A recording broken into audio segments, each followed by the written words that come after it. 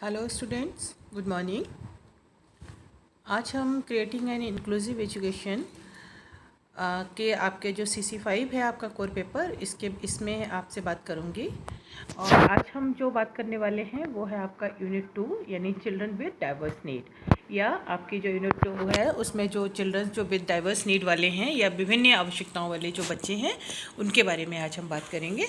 तो सबसे हम बात पहले जो आपका यूनिट 2 है ये विभिन्न आवश्यकताओं वाले बच्चों से संबंधित है, यानी ऐसे बच्चे जो सामान्य बच्चों की तुलना में इस पे कुछ विभिन्न तरीके की आवश्यकताएं डिमांड करते हैं या उनकी कुछ आवश्यकताएं जो हैं वो विभिन्न तरीके की होती हैं। ऐसे बच्चों के बारे में ये पूरा का पूरा यूनिट है जिसके बारे में हम आपसे बात करेंगे। सबसे पहले हम बात करते हैं कि चिल्ड्रन विद डाइवर्स नीड, ये जो कॉन्सेप्ट है ये सबसे पहले कहाँ कॉइन किया गया था या इसका जो ऑरिजिनेटेड जो प्लेस है वो क्या है। तो the concept of children with diverse need has been originated from British, यानी ये ब्रिटिश से या इंग्लैंड से ये टर्म सबसे पहले ये कॉन्सेप्ट हमारे सामने आया था कि हमारे समाज में कुछ विभिन्न आवश्यकताओं वाले बच्चे भी होते हैं। ये जो कॉन्सेप्ट है ये सबसे पहले ब्रिटेन में एक बैरोनेस मैरी वारनॉक नाम के एक व्यक्ति थे।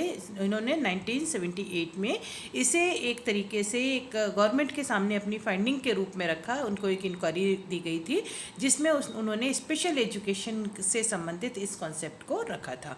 तो ये जो चिल्ड्रन विद डाइवर्स नीड का जो कॉन्सेप्ट है ये सबसे पहले 1978 में बैरोनेस मैरी वारनॉक ने 1978 में सबसे पहले इसे ओरिजिनेट किया था। अब हम बात करते हैं meaning of children with diverse need, या जो विभिन्न आवश्यकताओं वाले बच्चे होते हैं इसका अर्थ क्या है, क्यों इन्हें हम विभिन्न आवश्यकताओं वाली बच्चे कहते हैं।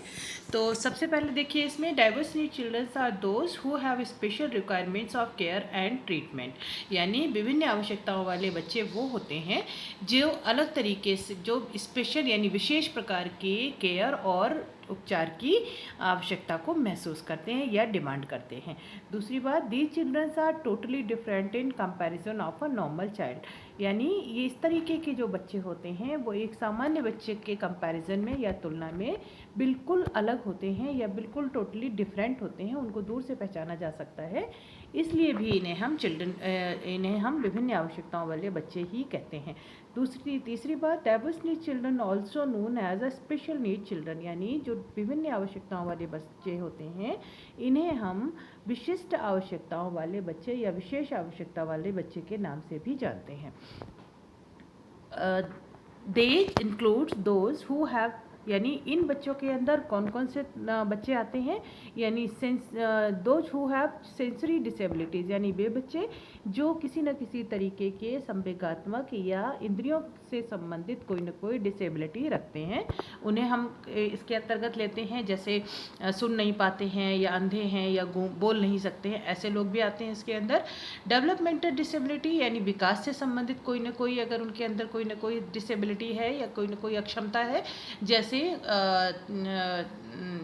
पूरी तरीके से उनकी ग्रोथ ना होना, डेवलपमेंट ना होना, या कोई शरीर का कोई एक अंग जो है वो कम विकसित रह जाना, इस तरीके की जो डिसेबिलिटी होती हैं वो भी इसी तरीके के बच्चों में पाई जाती हैं। तीसरे, स्कॉलस्टिक बैकवर्डनेस, यानी शैक्षिक स्तर के आधार पर हम अगर देखें तो शैक्षिक पिछड़ापन जो होता है वो बच्चे भी एक स्पेशल डिमांड रखते हैं, इसीलिए उनको भी इसी कैटेगरी में शामिल किया जाता है। And children belonging to other marginal groups, और कुछ ऐसे बच्चे भी जो अलग अलग मार्जिनल ग्रुप से आते हैं उनको भी हम इसी कैटेगरी में रखते हैं, जैसे शेड्यूल कास्ट हैं, शेड्यूल ट्राइब्स हैं, इस तरीके की जो कैटेगरी है वो भी इसी तरीके के डाइवर्स नीड वाले बच्चों के अंतर्गत ही रखे जाते हैं, या हम उन्हें भी इन्हीं बच्चों में शामिल करेंगे। तो ये था ये विभिन्न आवश्यकताओं वाले बच्चों का अर्थ या विभिन्न आवश्यकताएं वाले बच्चे। अब हम बात करते हैं characteristics of the children with diverse need, यानी जो विभिन्न आवश्यकताओं वाले बच्चे होते हैं उनकी विशेषताएं क्या होती हैं। तो सबसे पहले हम बात करते हैं these childrens are varied from a normal child. सबसे पहली बात कि ये जो बच्चे होते हैं ये नॉर्मल बच्चे से या एक सामान्य बच्चे से बिल्कुल भिन्न दिखाई देते हैं या बिल्कुल अलग दिखाई देते हैं। ये इनकी पहचान है या ये इनकी कैरेक्टरिस्टिक होती है। दूसरा, these children show varied behaviour, यानी जो इस तरीके के जो बच्चे होते हैं विभिन्न आवश्यकताओं वाले, वो अलग अलग तरीके के अपने बिहेवियर को शो करते हैं, यानी डिफरेंट बिहेवियर होता है उनका बिल्कुल एक सामान्य बच्चे की कंपैरिजन में अगर हम बात करें। This type of children suffer from physical and mental problems, यानी इस तरह के जो बच्चे होते हैं वो अक्सर किसी न किसी शारीरिक या किसी न किसी मानसिक समस्या से ग्रसित होते हैं। Next, they have to face problems in adjusting to their environment. इस तरह के जो बच्चे होते हैं वो हमेशा कोई ना कोई ऐसी समस्या का सामना करते हैं जो उन्हें उनके पर्यावरण के साथ, उनके एनवायरनमेंट के साथ या उनके वातावरण के साथ पूरी तरीके से सामंजस्य बनाए रखने में उनको किसी न किसी तरीके से दिक्कत होती है। वो पूरी तरीके से अपने आप को एडजस्ट नहीं कर पाते हैं। इस तरह के होते हैं ये बच्चे। They have need to special care for developing their ability and capacities, यानी ये बच्चे सामान्य बच्चों के जैसे नहीं होते हैं जो अपने आप ही बहुत सारी चीज़ें सीख जाएं। इनको बहुत तरीके, इनके अंदर कोई न कोई क्षमता विकसित करने के लिए या कोई न कोई योग्यता विकसित करने के लिए कई तरीके की स्पेशल केयर की आवश्यकता होती है, तब जाकर के किसी एक योग्यता या क्षमता को उनके अंदर विकसित किया जा सकता है। They have requirement of special education, और ये जो बच्चे होते हैं इन्हें हमेशा अलग तरीके की शिक्षा की आवश्यकता होती है। ये नॉर्मल तरीके के बच्चों के साथ बैठ करके इनको शिक्षित नहीं किया जा सकता, इसीलिए इन्हें हम चिल्ड्रन विद डाइवर्स नीड या विभिन्न आवश्यकताओं वाले बच्चों की कैटेगरी में रखते हैं। तो ये तो थी इनकी कुछ कैरेक्टरिस्टिक्स, यानी इनकी पहचान, जिनसे आसानी से हम ये पहचान सकते हैं कि ये विभिन्न आवश्यकताओं को रखने वाले बच्चे हैं। अब हम बात करते हैं categorisation of children with diverse need, यानी जो विभिन्न आवश्यकताओं वाले जो बच्चे हैं उनको किस तरह की कैटेगरी होती हैं या उनको कौन कौन सी कैटेगरी में हम उन्हें डिवाइड कर सकते हैं या उनका वर्गीकरण एक तरीके से हम कह सकते हैं। तो सबसे पहला जो वर्गीकरण है वो है सेंसरी लेवल पर, या पूरी तरीके से हम कह सकते हैं कि इंद्रियों के आधार पर उनको वर्गीकृत करना या उनको अलग करना। जैसे सेंसरी तौर पर वो बच्चे होते हैं जिन्हें हम स्पेशल कैटेगरी में तब रखते हैं जिनके अंदर कोई ना कोई सुनने से संबंधित, यानी कोई हियरिंग, कोई अक्षमता हो या किसी तरीके की सुनने से संबंधित कोई ना कोई समस्या हो, जैसे जिन्हें हम बहरा कहते हैं। दूसरा, विजुअल, यानी देखने से संबंधित समस्या से ग्रसित बच्चे, यानी अंधे बच्चे भी इसी कैटेगरी में आते हैं। और फिजिकली चैलेंज या किसी न किसी तरीके की शारीरिक जो क्षमता है उसको धारण किए हुए या उसके साथ पैदा हुए जो बच्चे होते हैं उन्हें हम इस कैटेगरी में रखते हैं कि उनको सेंसरी कोई ना कोई प्रॉब्लम होती है। दूसरे होते हैं इंटेलेक्चुअल लेवल पर, उनको कैटेगराइज किया जाता है, यानी मानसिक स्तर के आधार पर उनका वर्गीकरण करना। तो इंटेलेक्चुअल जो लेवल है उसके आधार पर इसमें सबसे पहले हम बात करते हैं गिफ्टेड चिल्ड्रन के बारे में, यानी प्रतिभाशाली बच्चे। प्रतिभाशाली बच्चे वो बच्चे होते हैं जो एक हाई IQ रखते हैं और वो सामान्य बच्चों से कहीं जल्दी या अलग किसी तरीके की प्रतिभा का प्रदर्शन करते हैं, इसलिए इन्हें हम गिफ्टेड बच्चे कहते हैं। और ये भी नॉर्मल बच्चों के से बिल्कुल अलग बिहेवियर शो करते हैं, इसलिए इन्हें भी हम चिल्ड्रन विद डाइवर्स नीड के अंतर्गत ही शामिल करते हैं। दूसरे होते हैं टैलेंटेड, यानी कोई ना कोई टैलेंट उनके अंदर होता है जो अलग से दिखाई देता है, इसलिए इन बच्चों को भी इसी में शामिल किया जाता है। एंड मेंटली चैलेंज, और कुछ ऐसे बच्चे होते हैं जो मानसिक तरीके से कोई ना कोई अक्षमता प्रदर्शित करते हैं, उनको भी इसी कैटेगरी में, यानी पूरी तरीके से हम कह सकते हैं कि इंटेलेक्चुअल लेवल पर उनका कैटेगराइजेशन किया जा सकता है। तीसरे हैं डेवलपमेंटल डिसेबिलिटीज़, यानी किसी न किसी तरीके की विकास से संबंधित कोई न कोई समस्या या कोई न कोई डिसेबिलिटी। इसके अंतर्गत हम बात करेंगे ऑटिज्म के बारे में। ऑटिज्म जो होता है इसे कहते हैं आत्म केंद्रित बच्चा, या हम ये कह सकते हैं कि ऑटिज्म एक तरीके की वो बीमारी है जिसमें बच्चा अपने आप में ही खोया रहता है। इसको डिटेल में हम आगे पढ़ेंगे। दूसरे जो होते हैं उन्हें हम बोलते हैं सेरेब्रल पैलिसी, या जिसे हम पक्षाघात कह सकते हैं, या नॉर्मल भाषा में हम जिसे कहते हैं पैरालाइटिक हो जाना।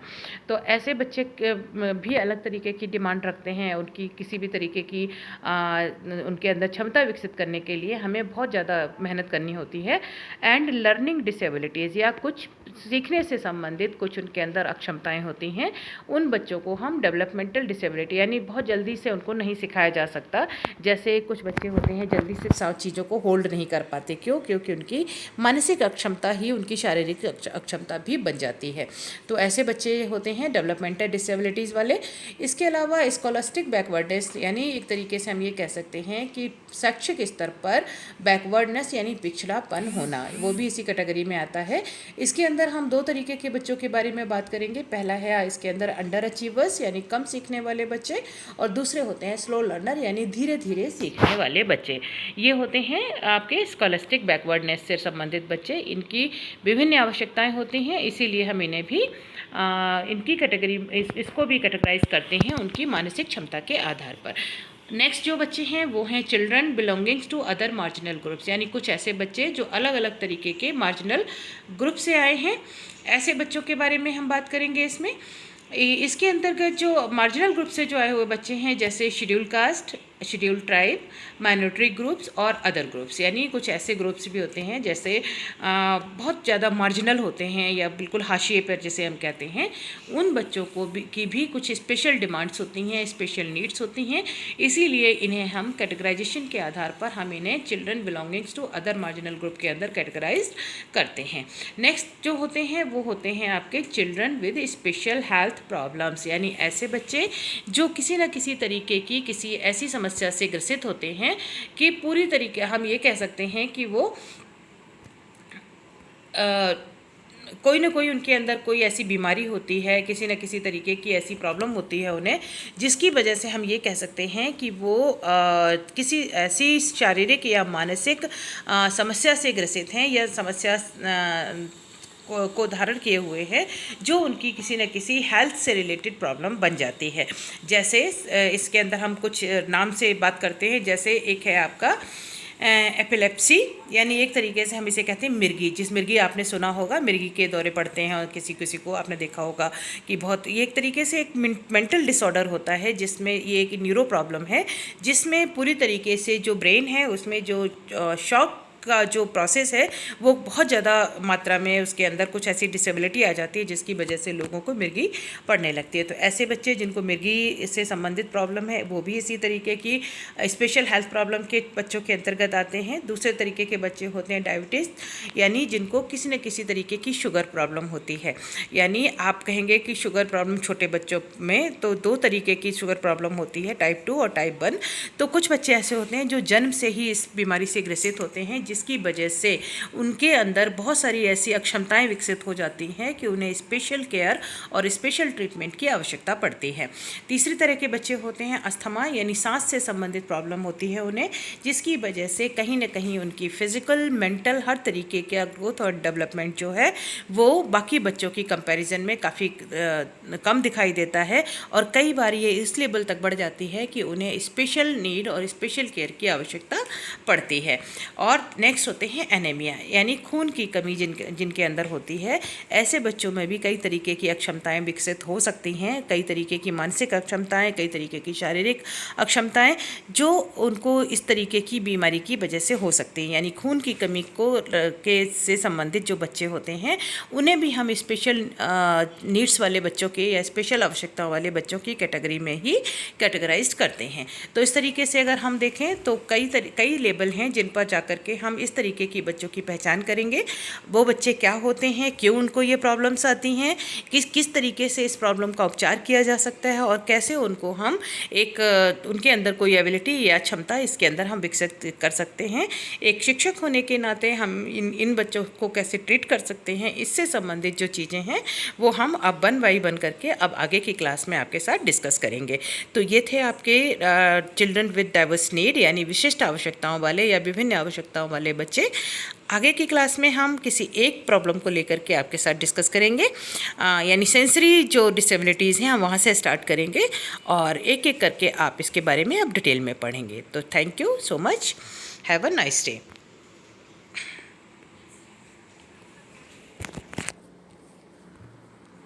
मुझे लग रहा है ये रिकॉर्ड नहीं हो रही है।